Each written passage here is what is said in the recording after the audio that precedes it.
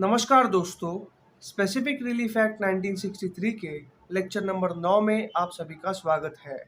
आज के लेक्चर में हम लोग स्पेसिफिक रिलीफ एक्ट 1963 का सेक्शन नंबर 13 कवर करेंगे। ये सेक्शन काफ़ी इम्पॉर्टेंट है। ये एक इमूवेबल प्रॉपर्टी के परचेसर और भाड़ोतरी यानी लेसर्स इनके अधिकारों की रक्षा करता है। इमेजिन करो कि आपको एक इमूवेबल प्रॉपर्टी खरीदनी है। आपने एक सेलर को कांटेक्ट किया। सेलर का नाम है मिस्टर बी। जो सेलर है वो आपको एक साइट पर लेके गया और कहा कि यहाँ पर जितनी भी ज़मीन है सब अपनी ही है, ऐसा समझो। आपको जो ज़मीन अच्छी लगती है वो खरीदो। आपको एक ज़मीन अच्छी लगी, आपने उस पर्टिकुलर सेलर को यानी मिस्टर बी को एडवांस दे दिया और एक कॉन्ट्रैक्ट एग्जीक्यूट कर दिया, मतलब उसके साथ एक कॉन्ट्रैक्ट लिख दिया। अभी ये जो सेक्शन नंबर 13 है वो 4 प्रकार की सिचुएशंस डिस्क्राइब करता है। पहली सिचुएशन कि मिस्टर बी यानी कि जो सेलर है उसके पास उस पर्टिकुलर इमूवेबल प्रॉपर्टी का टाइटल नहीं है। दूसरी सिचुएशन, मिस्टर बी के पास टाइटल तो है लेकिन वो इम्परफेक्ट टाइटल है। तीसरी सिचुएशन, मिस्टर बी के पास एट दिस मोमेंट यानी एट प्रेजेंट टाइटल नहीं है, लेकिन वो लीगल हायर होने की वजह से फ्यूचर में उसको टाइटल श्योर शॉट मिलेगा, लेकिन एट प्रेजेंट उसके पास टाइटल नहीं है। और चौथी सिचुएशन, मिस्टर बी ने यानी कि जो सेलर है उसने वो इमूवेबल प्रॉपर्टी कहीं पे मॉर्गेज कर रखी है या फिर गिरवी करके रखी है, और जब आपसे उसने एडवांस पेमेंट लिया तो आपको वो पर्टिकुलर फैक्ट डिस्क्लोज नहीं किया गया बाय द सेलर। अब ऐसे सिचुएशन में आपके राइट्स क्या है ये आपको कहता है सेक्शन नंबर 13। इतना इंट्रोडक्शन आपके लिए काफ़ी है। हम लोग देखते हैं सेक्शन क्या कहता है। सेक्शन नंबर 13 का टाइटल है राइट्स ऑफ परचेसर और lessee against a person with no title और imperfect title. Section 13 sub clause 1, where a person contracts to sell or let certain immovable property having no title or only an imperfect title, the purchaser or lessee, subject to other provisions of this chapter, has following rights, namely। इसका मतलब अगर आपने किसी ऐसे इंसान के साथ contract कर दिया जिसके पास उस इमूवेबल प्रॉपर्टी का टाइटल ही नहीं है या फिर इम्परफेक्ट टाइटल है, तो आपके अधिकार कुछ इस प्रकार से होंगे। Section 13 Clause 1 Subclause A, if the vendor or lessor has subsequently to the contract acquired any interest in the property, then the purchaser or lessee may compel him to make good the contract out of such interest। ऐसा अक्सर ज़मीनों के अंदर होता है। एक इंसान का यानी उसी सिचुएशन को इमेजिन करो, मिस्टर बी के बाप दादा की वो ज़मीन है। मिस्टर बी का जो दादा है उसने मिस्टर बी के नाम पर एक गिफ्ट डीड कर दिया, यानी जब आपसे उसने 5 लाख रुपए या फिर कोई एडवांस अमाउंट लिया था तब मिस्टर बी के पास कोई टाइटल नहीं था, लेकिन दादाजी ने उसको गिफ्ट डीड करने की वजह से अब सब्सिक्वेंटली उसका टाइटल परफेक्ट हो चुका है या फिर सब्सिक्वेंटली मिस्टर बी को टाइटल मिल चुका है। अब ऐसे में आपने जो अर्लियर कॉन्ट्रैक्ट लिखा था उसको आप एग्जीक्यूट करवाने की डिमांड मिस्टर बी के पास रख सकते हो, या तो डायरेक्टली आप मिस्टर बी के पास जा सकते हो कि मेरा ये जो कॉन्ट्रैक्ट है इसको स्पेसिफिकली एनफोर्स करवा दो, या फिर आप कोर्ट के अंदर जाकर यानी सिविल कोर्ट के अंदर जाकर suit for specific performance of contract file कर सकते हो। ये कहता है सेक्शन 13 सब क्लॉज ए। इसका मतलब जब आपने उसके साथ कॉन्ट्रैक्ट किया था तब मिस्टर बी के पास यानी सेलर के पास कोई टाइटल नहीं था, लेकिन सब्सिक्वेंटली उसका टाइटल परफेक्ट हो चुका है। ऐसे में आपका जो कॉन्ट्रैक्ट है आप उसको स्पेसिफिकली एनफोर्स करवा सकते हो। आशा करता हूँ आपको section 13 clause 1 sub clause A समझ में आया होगा। अभी हम लोग देखते हैं सब क्लॉज बी क्या कहता है। Where the concurrence of the other person is necessary for validating the title and they are bound to concur at the request of the vendor or lessor, the purchaser or lessee may compel him to procure such concurrence, and when a conveyance by other person is necessary to validate the title and they are bound to convey at the request of vendor or lessor, the purchaser or lessee may compel him to procure such conveyance। थोड़ा सा आपको complicated लग सकता है, लेकिन उसी example को हम कंटिन्यू करते हैं। आपने मिस्टर बी से एक ज़मीन को खरीदने के लिए कॉन्ट्रैक्ट किया। आपने मिस्टर बी को ₹5,00,000 एज एन एडवांस दे दिए for purchasing that particular immovable property. जब आपने उसको 5,00,000 दिए थे तब मिस्टर बी के पास कोई टाइटल नहीं था, लेकिन मिस्टर बी के दादाजी के नाम पे वो ज़मीन थी, दादाजी ने उसके नाम पर गिफ्ट डीड कर दी, तब मिस्टर बी का टाइटल परफेक्ट हो गया। अब आपको वो पर्टिकुलर कॉन्ट्रैक्ट स्पेसिफिकली एनफोर्स करवाना था, वो कॉन्ट्रैक्ट भी स्पेसिफिकली एनफोर्स हो गया, लेकिन अभी भी उस इमूवेबल प्रॉपर्टी के 7/12 एक्सट्रैक्ट पर यानी प्रॉपर्टी रिकॉर्ड्स पर नाम उसके दादाजी का है। तो आपको कन्वेंस करवाना है यानी अपना नाम उस प्रॉपर्टी पर चढ़वाना है, तो ऐसे में उस दादाजी का हेल्प तो लगेगा, और ये हेल्प कौन करेगा? मिस्टर बी करेगा। तो मिस्टर बी के कहने पर उस थर्ड पर्सन को यानी उसके दादा को प्रॉपर्टी रिकॉर्ड्स को आपके नाम पर करवाने के लिए यानी कन्वेंस करवाने के लिए आना होगा, और ये कौन करेगा? मिस्टर बी करेगा यानी सेलर करेगा। ये कहता है section 13 clause 1 sub clause B. अभी हम लोग क्लॉज सी को देखते हैं।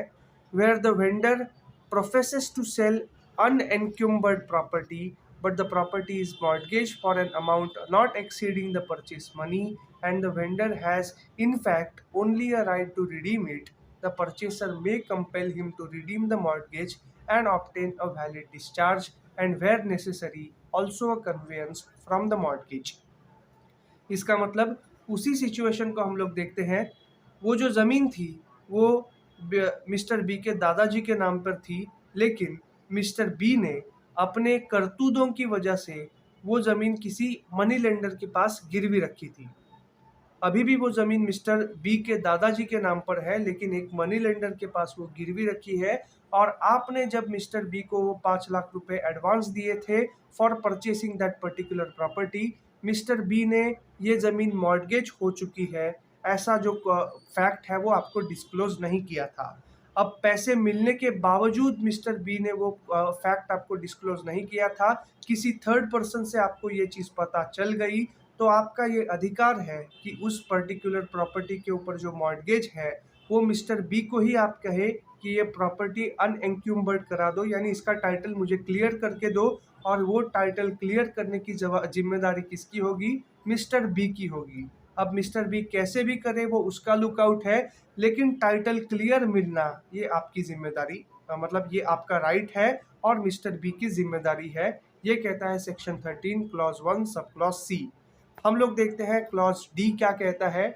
वेयर द वेंडर और laser sues for specific performance of the contract and the suit is dismissed on the ground of his want of title or imperfect title, the defendant has a right to return of his deposit, if any, with interest thereon, to his cost of the suit, and to lien for such deposit, interest, and cost on the interest, if any, of the vendor or lessor in the property which is the subject matter of the contract।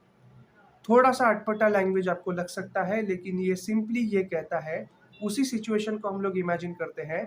आपने एक immovable property खरीदने के लिए mister B को ₹5,00,000 advance दिया, एक contract बनाया, लेकिन वो जो प्रॉपर्टी थी वो मिस्टर बी के दादा के नाम पर थी, अभी तक उसका टाइटल परफेक्ट नहीं हो चुका है, और मिस्टर बी के पास अभी वो चीज़ थी ही नहीं, यानी उस प्रॉपर्टी के ऊपर का राइट, टाइटल और इंटरेस्ट मिस्टर बी के पास था ही नहीं। फिर भी फिर भी मिस्टर बी ने आपको वो पर्टिकुलर कॉन्ट्रैक्ट करवा के ज़मीन बेचने का कॉन्ट्रैक्ट किया, तो जो जो चीज़ उसके पास थी ही नहीं उसका कॉन्ट्रैक्ट उसने आपके साथ किया। अभी आपने कहा कि ये ज़मीन का टाइटल मुझे क्लियर करवा के दे दो, स्पेसिफिक परफॉर्मेंस के लिए सूट डाल दो, और मिस्टर बी ने आपके कहने के ऊपर सिविल कोर्ट के अंदर वो सूट डाल दिया, दादाजी को पार्टी बनाया, आपको पार्टी बनाया, इसके अंदर आप डिफेंडेंट हो गए। अब वो जो सूट था वो डिसमिस हो गया, कोर्ट ने उसको डिसमिस कर दिया, क्योंकि जो चीज़ उसके पास थी ही नहीं, यानी मिस्टर बी के पास जो चीज़ थी ही नहीं उसका कॉन्ट्रैक्ट वो कर नहीं सकता। तो ऐसे में डिफेंडेंट होने के नाते और परचेसर होने के नाते आपका ये अधिकार है कि जो ₹5,00,000 आपने दिया था वो आपको विथ इंटरेस्ट वापस मिलेगा। उस पर्टिकुलर सिविल सूट के अंदर आपने अगर वकील एम्प्लॉय किया होगा, आपका जितना खर्चा रहा होगा वो सूद समेत वापस लेने का अधिकार आपको ये सेक्शन देता है। अगर उस पर्टिकुलर इमूवेबल प्रॉपर्टी को स्पेसिफिक परफॉर्मेंस करने के लिए कोई सिविल सूट फाइल हो जाता है, या फिर आप भी उस पर्टिकुलर सिविल सूट को फाइल करते हो और सब्सिक्वेंटली इम्परफेक्ट टाइटल होने की वजह से, यानी जिस पर्टिकुलर सेलर का इम्परफेक्ट टाइटल होने की वजह से वो सूट अगर डिसमिस होता है, तो आपका जो खर्चा हुआ वो सूद समेत वापस लेने का अधिकार आपको section 13 clause 1 sub clause D देता है। सेक्शन 13 सब क्लॉज 2 ये कहता है कि ये जो सारे प्रोविजंस है वो लीज के लिए भी या फिर मूवेबल प्रॉपर्टी के सेल और हायर के लिए भी एप्लीकेबल रहेंगे। आशा करता हूं आपको सेक्शन 13 का सब क्लॉज 1 और सब क्लॉज 2 समझ में आया होगा। थोड़ा सा कॉम्प्लिकेटेड लैंग्वेज है, मैंने अपनी इस स्लाइड के अंदर इन सभी का सिंप्लीफाइड वर्जन दिया है। सेक्शन 13 सब क्लॉज 1 ये कहता है, if a person who does not have an absolute title on the immovable property and he sells it to the purchaser, then the purchaser has following rights. Section 13 clause 1 subclause A, if the seller who previously had imperfect title after entering into the contract with the purchaser is subsequently perfecting his title, then the purchaser can compel him to deliver the perfect title. मैंने इस situation को भी explain किया है।